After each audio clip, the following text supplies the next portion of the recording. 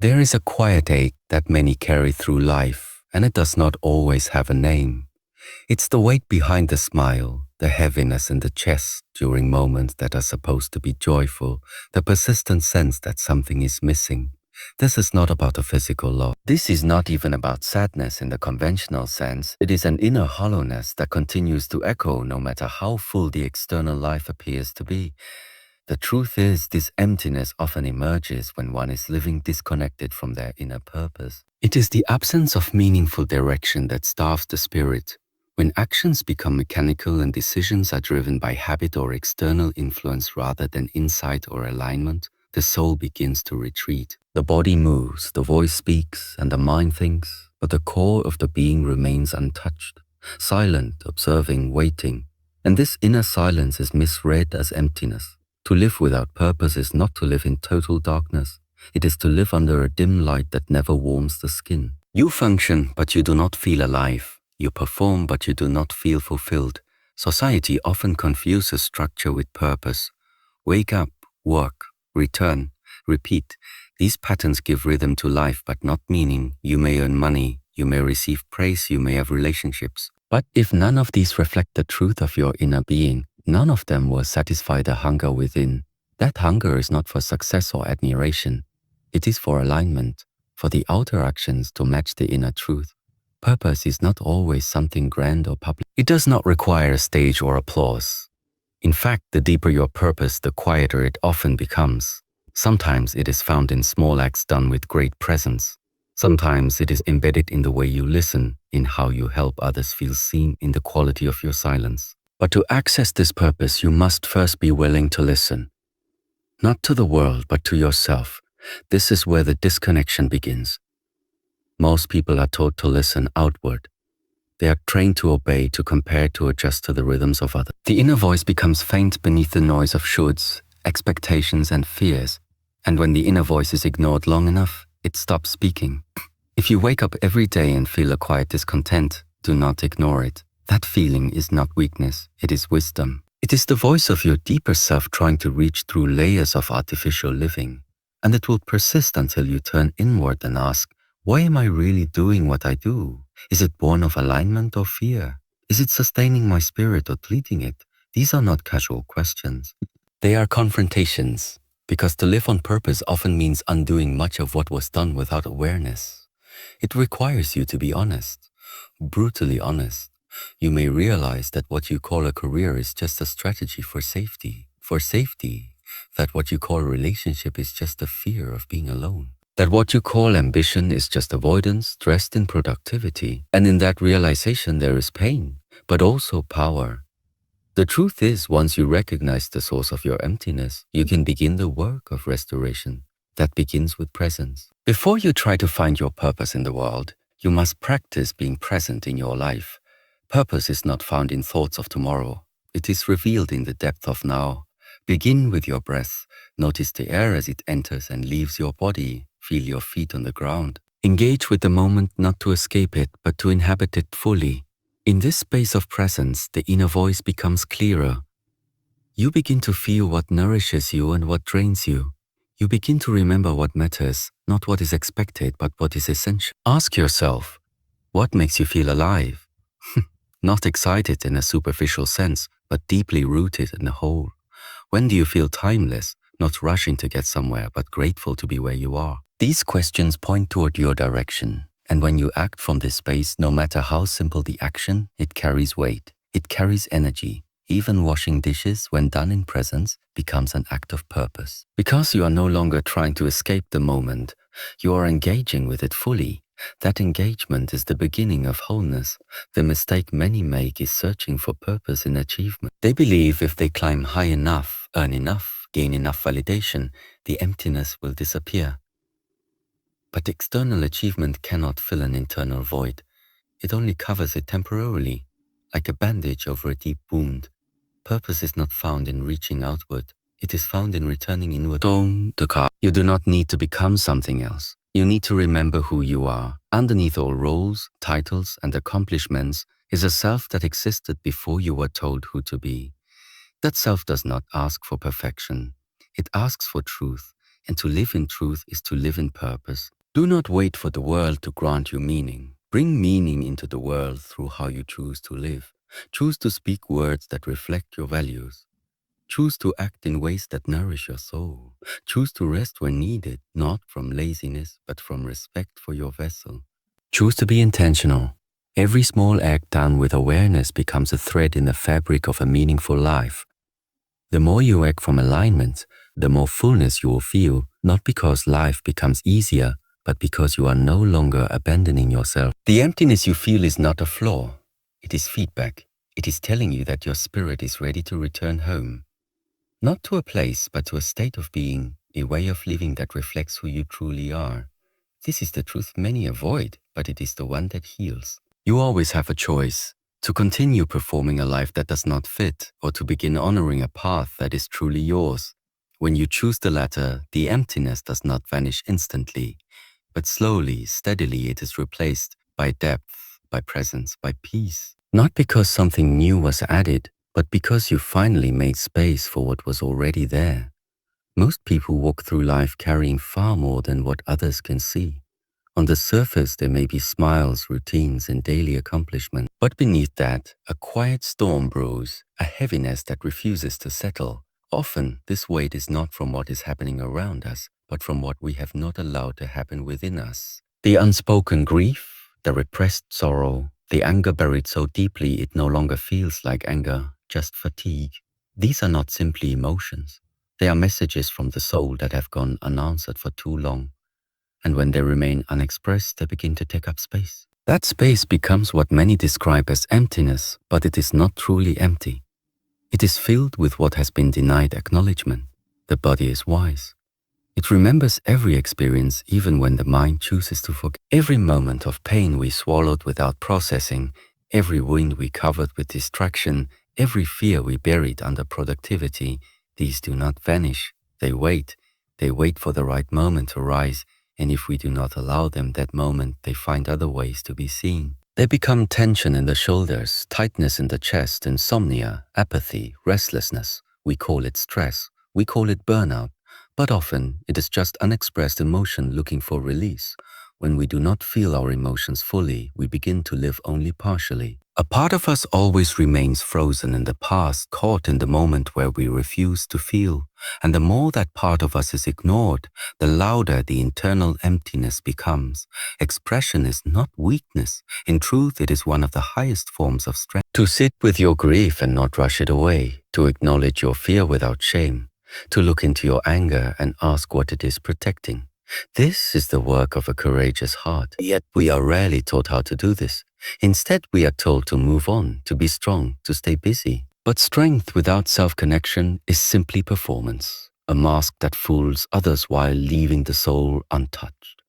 You cannot heal what you will not feel. You cannot feel what you will not face. And what you do not face becomes your shadow. Sometimes, the most compassionate thing you can do for yourself is to stop running.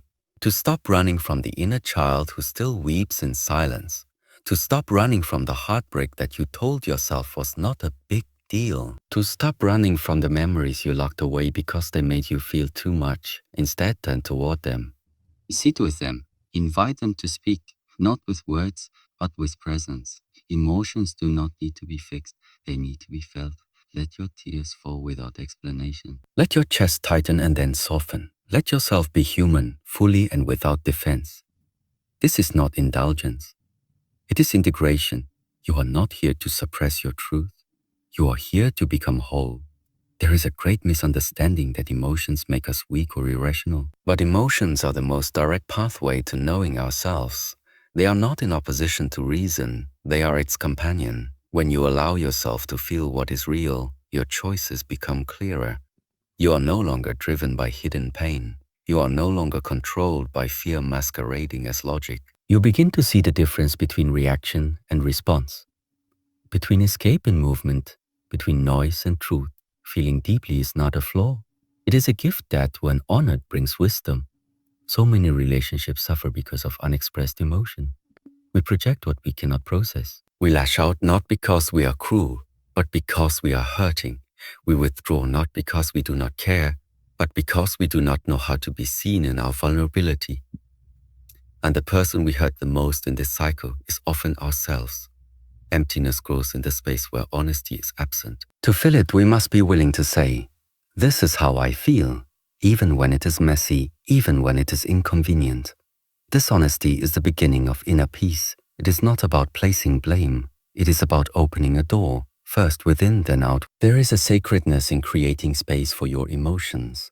This space can be found in silence. It can be found in movement, in writing, in tears. In stillness, it does not need an audience. It only needs your permission.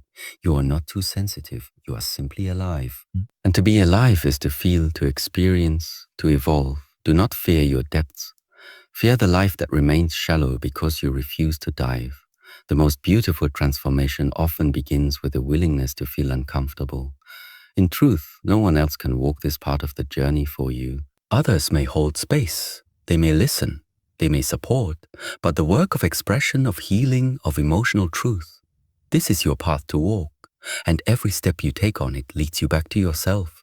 You begin to reclaim parts of your soul that you thought were lost. You begin to see that the emptiness you feared was never the absence of something. It was the presence of everything you had not yet embraced.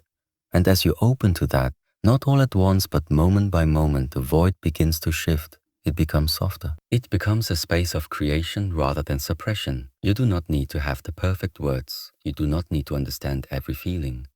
All you need is the courage to stay, to witness, to breathe. Start there, start with the breath. Let it anchor you to the now. Let it remind you that whatever arises, you can handle it. You have already survived everything that tried to break you. Now it is time to heal. Not by force, not by pressure, but by presence. You are not broken. You are becoming. Every tear you allow to fall is a river washing away what no longer serves. Every sigh, every pause, every tremble of honesty, this is how you come home. Emotions are not the enemy of peace. They are its gatekeepers. Oh, to walk through that gate, you must bow to your truth. And when you do, you will find that what you called emptiness was never empty at all. It was full of the parts of you that were waiting to be seen, felt, and loved back into wholeness. There is a quiet confusion that fills the lives of many, not because their world is falling apart, but because they feel lost even when everything appears fine.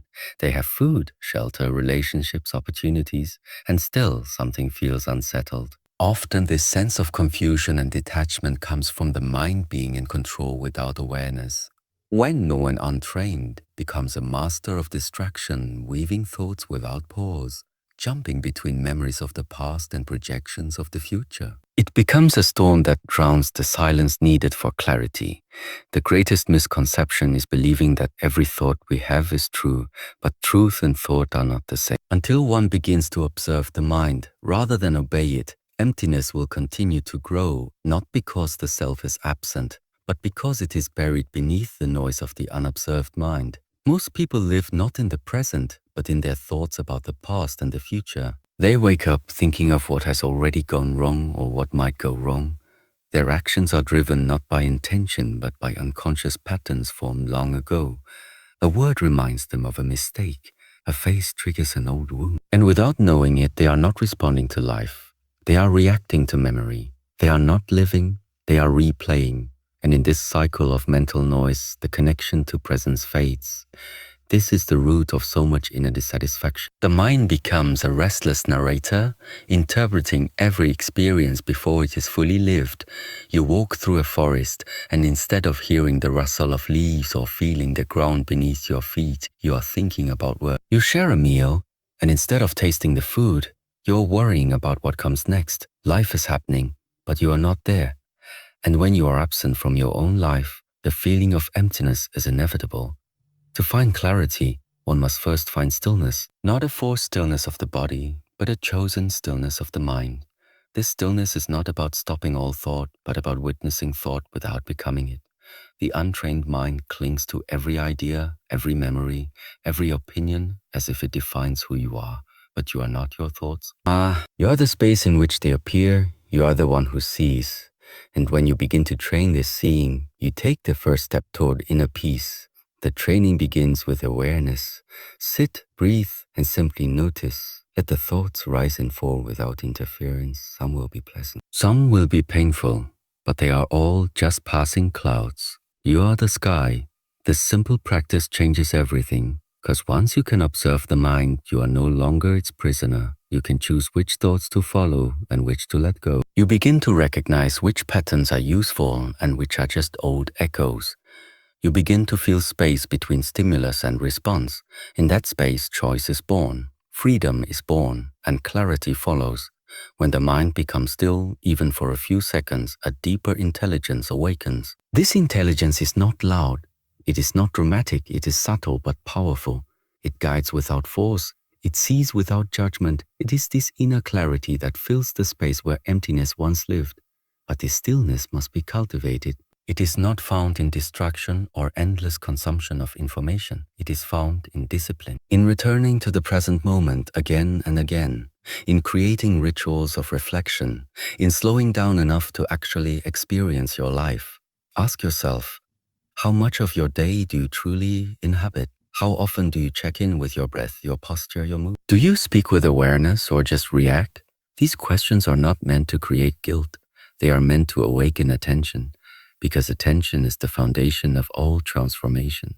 When you live without attention, you live in patterns. You make the same mistakes, feel the same frustrations, chase the same highs. But when attention is restored, life begins to open. You start to notice beauty again, the way light falls on a wall, the sincerity in someone's eyes, the silence between two heartbeats. You realize that joy is not in the future.